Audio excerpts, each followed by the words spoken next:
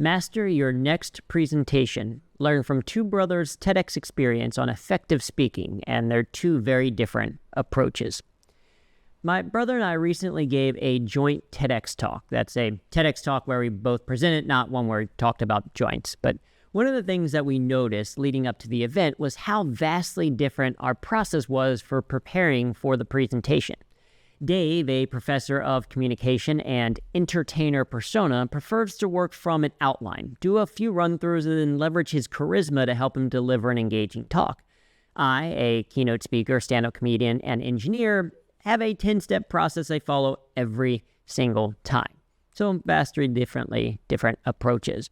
I wish I could tell you that my style is definitively better. In fairness, it has led to a career as a professional speaker, a TEDx talk with millions of views, and the opportunity to present to some great organizations like NASA, Microsoft, and the International Association of Canine Professionals. But I digress. Because at the same time, Professor Dave is also paid to speak as a keynote speaker and professor, and he has also worked with some impressive organizations like the UN, the FBI, and Gorilla Glue. But he's also paid to teach and grade humans on public speaking. So you could argue that he knows what works better for the majority of people.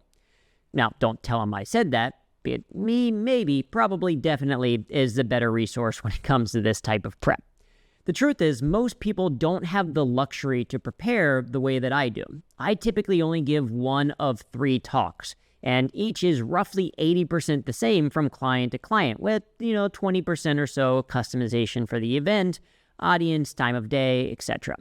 And that's a benefit to the client. They know they're getting a polished presentation that is both entertaining and effective. I mean, if you buy tickets to see Taylor Swift, do you want to hear her newest album / greatest hits, or a song that she put together on the way to the gig? And if you're wondering if I just compared myself to T Swift, well, I'm guilty as sin. Giving the same keynote means I have far less to memorize, which means I can spend a lot more time tweaking and refining, and any extra effort I put into prepping for one talk usually pays dividends for future talks as well. For example, the 50-plus hours we put into preparing for the most recent TEDx talk is already improving the keynotes I've delivered since then.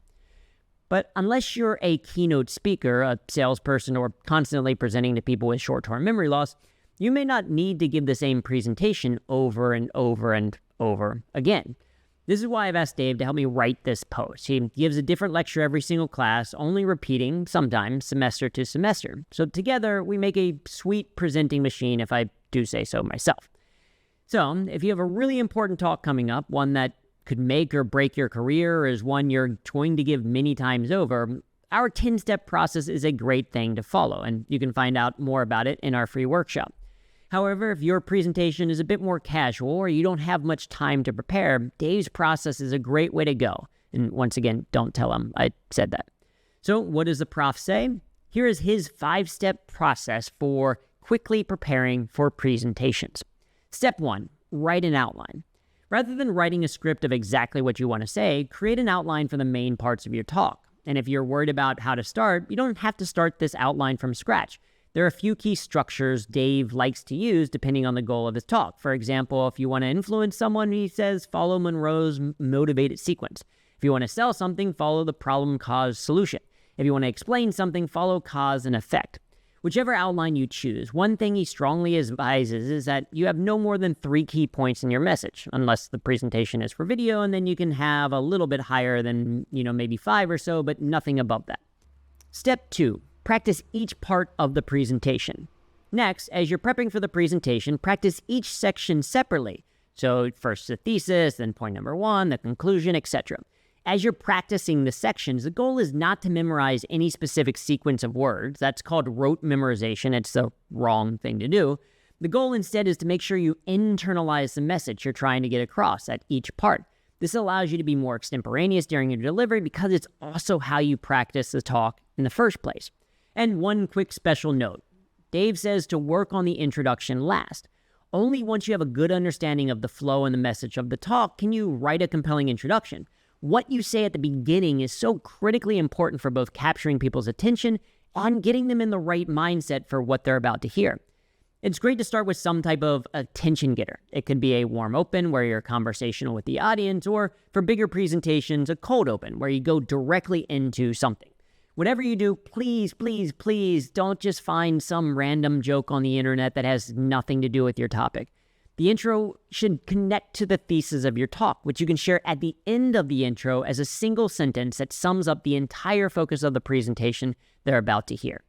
And bonus tip, stories make great attention getters as they can be engaging, funny, and tie directly into your thesis. Step number 3, create any visual aids.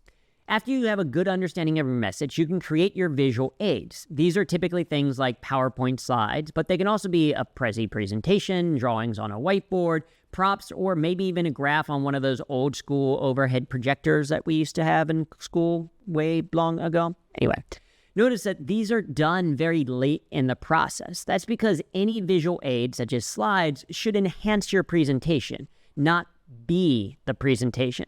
If you're just going to stand there and read slides to people, send it to them via email and skip the presentation entirely. That would have saved me a ton of time in my first job if this was the rule that people followed. Step 4, practice the whole thing together. Next up is to do a few run-throughs of the presentation in full while practicing with the slides as well.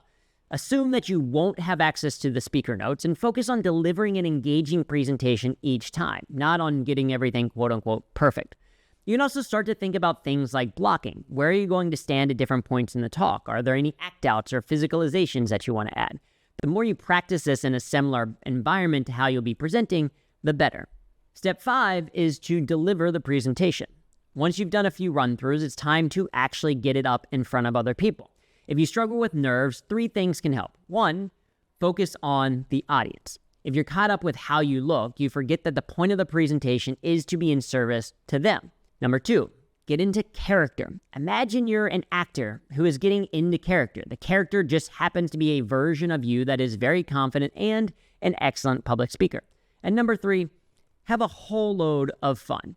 Once you have fun, it's much more likely the audience is going to have fun as well. And with those tips in mind, you can go out and crush it. Now, there's obviously a bit more that goes into consistently knocking presentations out of the park, but these steps are a great starting point that can get you on the right path quickly. If you have other questions about public speaking, well, let me know so I can ask Professor Dave to help us out. And if you missed our Speak Like a Pro session, you can certainly catch out the live stream in our community. Whether you're a meticulous planner like me or prefer the more extemporaneous approach with a little bit of charm like Professor Dave, there's more than one way to captivate an audience. After all, diversity is the spice of life and presentations. Just remember, if you're struggling to decide between our methods, you can always blend them and hope for the best. And if the crowd doesn't respond or react as you expected, just blame it on the other brother. Thank you so much for listening. If you enjoyed this, be sure to hit the heart button, share, like, subscribe, do all that fun stuff, and we'll see you soon. And it's your turn next. Do you have any presentations coming up? What's the topic? And if you need any help, let us know. And if you're a speaker, what's your favorite speaking tip? Until next time, have fun.